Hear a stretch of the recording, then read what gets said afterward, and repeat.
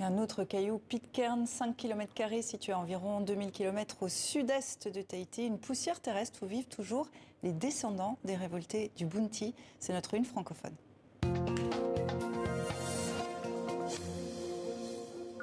Si je vous dis les révoltés du Bounty, vous pensez Marlon Brando. Dans ce film, il incarne Fletcher Christian, un mutin qui prend possession de cette frégate de la flotte britannique en 1789. Il s'installe sur l'île de Pitcairn pour échapper à la vigilance de la Royal Navy. Au total, 9 marins britanniques débarquent accompagnés de 18 femmes et hommes tahitiens.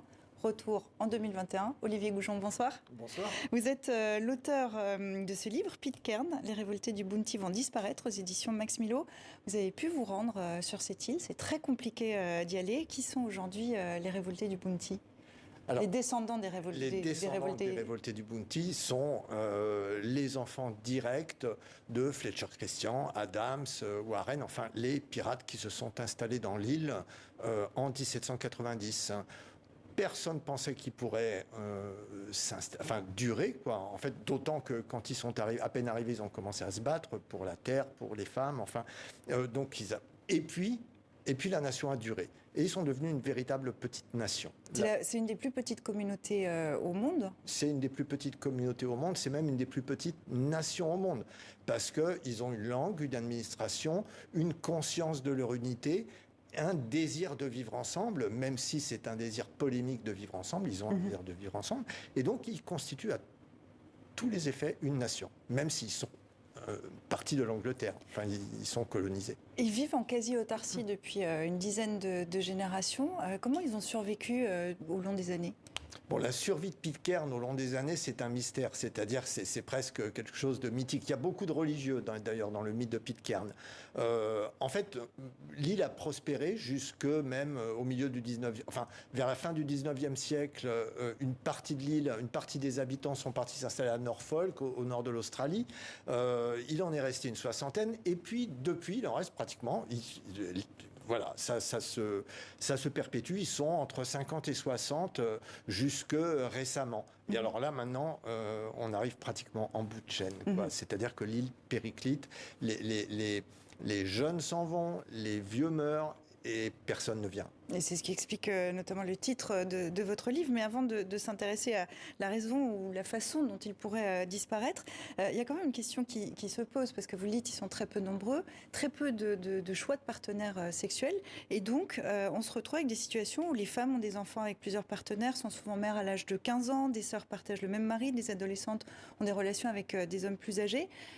Finalement, pourquoi ils sont restés entre eux aussi longtemps? Pas le choix? Le tableau est beaucoup plus noir que ça, hein. C'est-à-dire qu'au début des années 2000, on a découvert ce qu'on savait déjà. C'est-à-dire qu'il y avait des affaires de pédocriminalité, il faut les nommer, dans l'île. On le savait déjà. L'Angleterre, le rôle de l'Angleterre est très crucial là-dedans. C'est-à-dire que au mieux, on peut dire que l'Angleterre a ignoré ce caillou pendant des années, pendant des décennies, des siècles même. Elle s'en est désintéressée. Au pire, on peut dire qu'elle a couvert les crimes de pédocriminalité. Jusqu'à récemment, parce qu'il y a quelques années, des juges en perruque ont débarqué de Londres pour juger une affaire qui concernait cet homme. En réalité, ils ont débarqué de Nouvelle-Zélande. C'était des juges néo-zélandais. C'était très fin de la part de l'Angleterre. L'Angleterre a magnifiquement joué le coup de la reprise en main coloniale de l'île, qui s'était pratiquement, qui s'était autonomisée, quoi. Donc les juges sont venus de Nouvelle-Zélande.